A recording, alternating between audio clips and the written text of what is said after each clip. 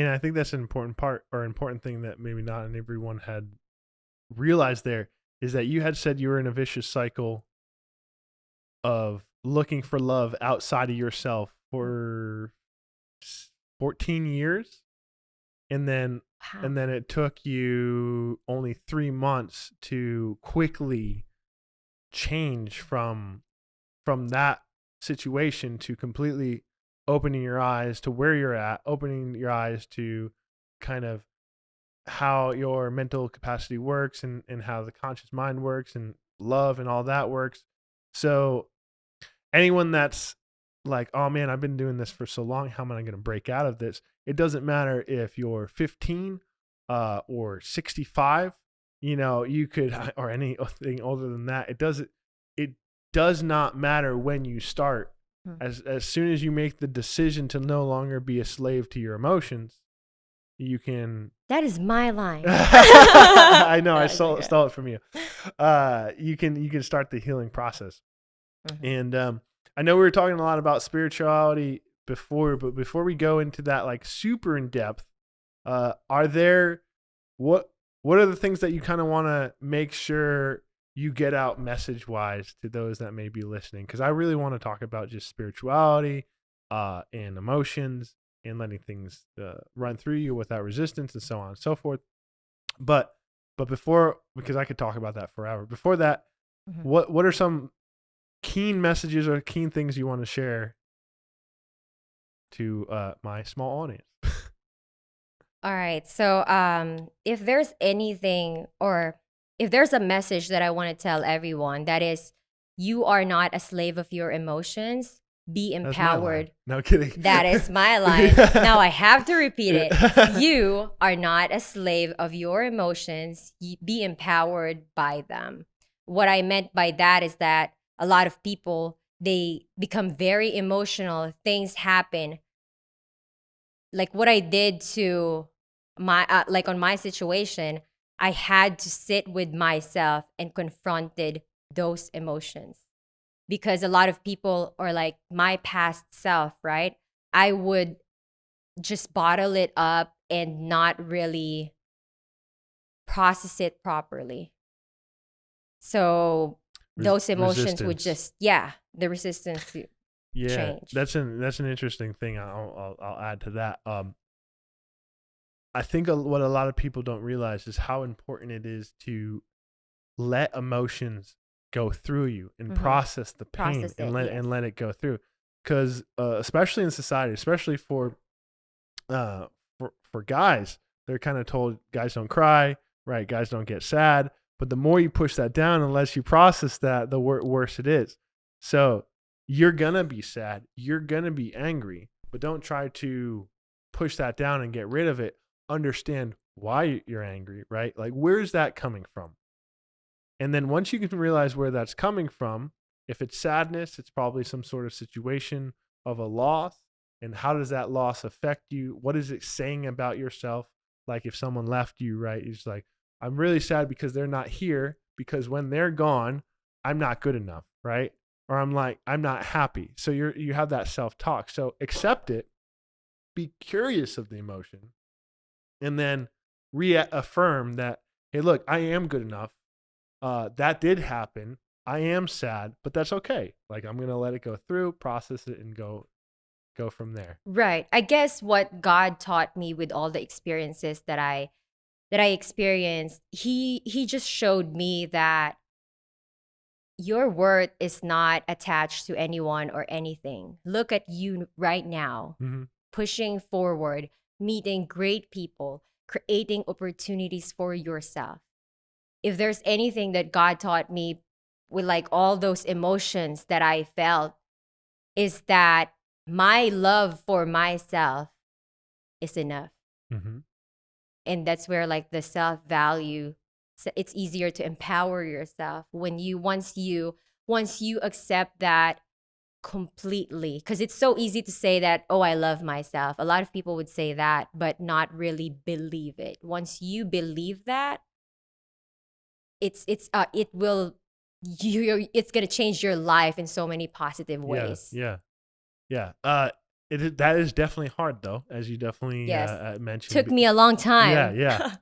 You have to, like you said, I think you mentioned before, you can have positive change from a negative emotion where you were angry about your situation that propelled you forward. Even though anger is negative, it is something that can help you push to the next level, or a people push to a next level. Activism usually stems from a lot of anger, where fed up with the situation that's happening, let's do something about it. And then you can move forward to, acceptance of where everything is, and start figuring things out and using reason to find ways to fix it. But yeah, it's super hard to most people, because they only ever felt that love from someone else. Or they're like, oh my God, this is so good. I've never But seen let this. me ask you this. Yeah. Was the love that you said you felt, ask yourself, was it really love? No, it was just you deciding Or that. you are craving for the attachment? Yeah. No, you're craving something that you feel like Gave you yeah, identity. yeah, exactly. No, I completely agree. So you think the only way you can have that type of feeling is from someone else. But I remember I heard that, or where did I read this, hear this, but basically a one trick that you might be able to do, and I want to hear your ways that you use to teach how to have self-love.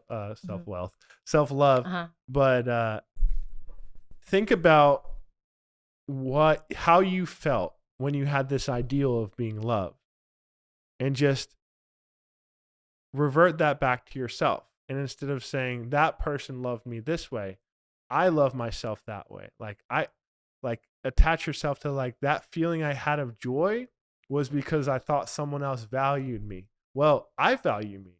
I should be joyful about that. And you start saying to yourself, man, I'm the best. I'm the best, like, and just be like, man, I'll say some crazy stuff. I'll just be like, I got all 4 of my limbs. I was like, I got these 2 dogs that think I'm the shit. I use my dogs a lot of the time, and I'm just like, I know that's technically outside love, but I'll just be like, man, look at all the things I've done. Look at all the people I've touched. Like, look at what I can do, my potential, how far I've come. I've survived the worst possible things that have happened in my life. I'm survived them. And look at all the things I've done. Man, the balls to do all the things that I've done. Even if you're, not super successful yet, or not in a good place yet, you survived every down day. Maybe you were depressed in bed and wanted to, off yourself, but you know what? You woke up and you didn't. And the confidence to act even at that point, not go through with it, get up, keep going, man, you're pretty badass. Right. You should tell yourself that, man, I made it through these things. I'm strong. And just start to tell yourself that. Sorry, I get really amped up about that. Yeah, I can tell. I can tell that. I guess but you got to find a balance too. Don't get me wrong. I love having someone, beside me. I love having that emotional support, or that person who would just text you and it makes you smile. I love that feeling, and we need that. Those are relationships. The problem though right now is that people would attach, love is different from other factors like respect, loyalty, happiness. We keep attaching love to other things, and that's the problem.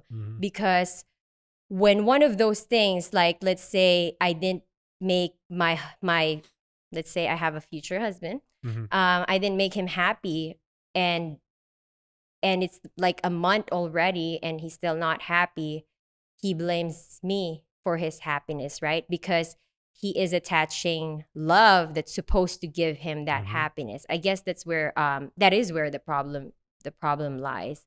When you start attaching love to different things, like loyalty. Oh, he's unfaithful. He did things to me. He cheated on me, so he doesn't love me.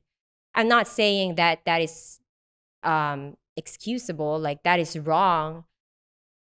the it's problem just right that's now just is that it's selfishness. attached to Mhm. things. Yeah, I think there's a huge. I agree that I think there's a huge misconception of what Love actual is. love is, because people have love as a conditional thing, especially in romantic relationships. Yes. I love you as long as, this, that, and the other. And as soon as that is compromised, or I love you as long as you're giving me enough tension for me to feel love, Mhm. or I love you, as long as, you're not pursuing this career, or you're at home with the kids. Like there's always like some sort of situation like, I adore and love that person because of this way that she is or this way that he is, but those things can change.